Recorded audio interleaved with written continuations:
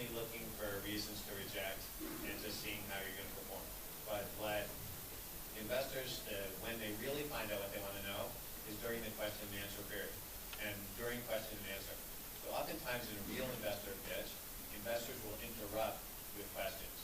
So I see a lot of entrepreneurs, and again, I think I see this as more common in highly technical or researcher entrepreneurs than average entrepreneurs.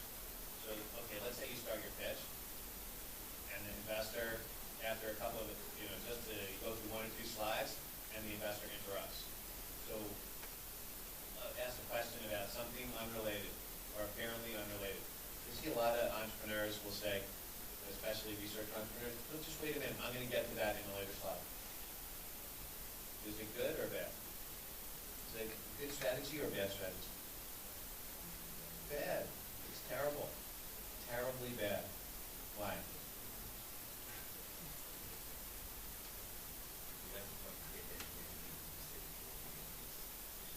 mean, that could be one problem, but let's think about what's your goal? What are you doing here?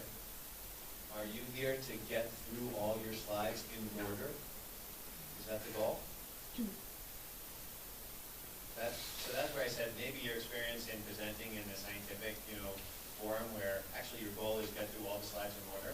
I mean, when I do a workshop like this, actually part of my goal is get through all the slides in order because the delivery in the order that I develop these slides in is important to the learning, etc.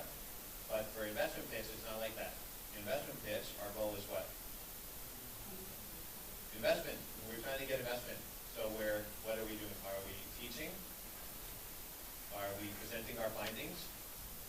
Are we lecturing? We're selling. So when we're selling something and the customer asks us a question, this is incredibly good information, new information. Actually, we're hoping to get questions. In an effective investment pitch, the whole thing is question and answer. We say a couple of words at the beginning and then we spend the next 40 minutes answering questions. I mean, it doesn't always go like that, but the majority of the presentation is question and answer. This shows that investors are interested, and also we find out specifically what are they interested in. So that now you had a golden opportunity to address what exactly is the investor interested in, and answer a question that maybe will help them be convinced to invest. And then what did you do? You said, let's get to that later. So the most important thing fell to the least important thing. So also, investors like to ask difficult questions in the investment pitch. And they like to ask difficult and challenging questions, and they like to see how you respond. I mean, they want to know the answer, but they also want to see how you respond. So I was in an investment pitch also yesterday. Wednesday is our investment committee meeting. So we had like 4 investment pitches yesterday. And I was meeting with one group. The team is very strong, the idea is very strong. And I was asking a couple of questions I thought were pretty tough questions. Tough but fair questions. And I noticed like the CEO, after one of the questions, the CEO got very agitated. Answered in a very defensive and sort of agitated way. So that's a good sign or not a good sign? This is a bad sign. Can't even answer a tough question from an investor without getting agitated. How are you going to create a successful $100 million, billion-dollar company? I think that's what I call a presentation red flag. So sometimes investors will take even further and they'll try to push you to argue or disagree. I've always advised entrepreneurs, don't get sucked into an argument with investors. You don't win arguments with investors, just like you don't win arguments with the police. Let's say the traffic police stop you for speeding.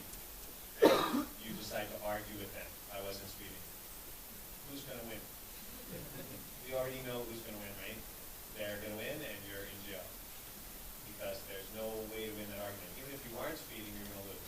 So the same thing with investors. You're selling. So you're in the pitch to sell. When the investor fails to buy, you lose. You win the argument, but you don't get the deal, you also lose. And typically, how do you respond? How do you feel about people that argue with you? Let's say you meet somebody for the first time, and you say something, and they argue with you. it's positive or negative? Generally negative. So I think let's avoid arguments at the beginning. We can have arguments later. And we will, as an investor and entrepreneur, probably have arguments later, but we don't want this to happen in the first pitch. So basically just agree with everything the investor says. But of course, okay, there's a problem with this is investors are interested in entrepreneurs that know things that they don't know. So you have to demonstrate that you know things they don't know, but avoid arguing with them. Like, or getting sucked into a non-productive argument. Like, I always like to use this example. Like, let's say you start your investment pitch, and after 5 minutes, the investor cuts you off and says, wait a minute, this is the stupidest idea I ever heard in my life. And then ask a question, which is, why are you wasting my time with this? So what should you do?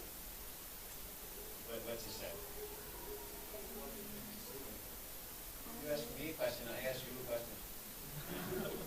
So you're answering my question with another question? Yeah. Because you're stupid. Then why? You don't think it's stupid? How could you not think it's stupid?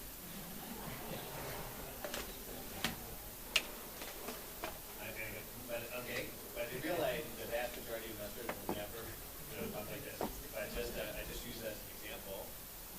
So, okay, ask me. You do to me. You can be me now. We reverse. That's a stupid idea. Why do you present it? You know what? Actually, when I first heard this idea, I also thought it was the stupidest thing I've ever heard. You're exactly right. And I agree 100% with what you just said. And in fact, the power of this idea comes from its apparent stupidity. And actually, only people who are really smart notice how quickly it has stupid. And then usually what happens is really smart people, when they say that, after they listen a few more minutes, then they think, well, actually, it apparently is stupid, but in fact it's brilliant. So what do you think? Should we do that another couple of minutes and see what you think? Like, yeah. So, yeah, it's like, I mean, again, this isn't a big case, but I'm just giving an example of how we can avoid a conflict, and then we get on the same page. But actually, I didn't really agree with you. I didn't agree with you. I never said that, right? But I did present our disagreement in the form of agreement. Now we move on to the next stage, and hopefully now we're able to move on to why it's not suitable. So, also interesting, another thing to keep in mind is, I've seen also situations where entrepreneurs are presenting to investors, and both are convinced that they're right, and therefore they argue. But actually, they're both right. In a lot of there are many situations where two people can be right with opposite opinions. Like how many? Okay, raise your hand if you were blue and black. Raise your hand. How many were blue and black? How many were white and gold? How many don't know what I'm talking about? Do Google search on at the break. What color is this dress? Yeah. So blue and black, white and gold. Who was right? Nobody's right. I mean, there's no right and wrong. But people argue back and forth like, you're crazy, if it's blue and black, it's white and gold. So this is a great illustration of nobody's right, nobody's wrong. Both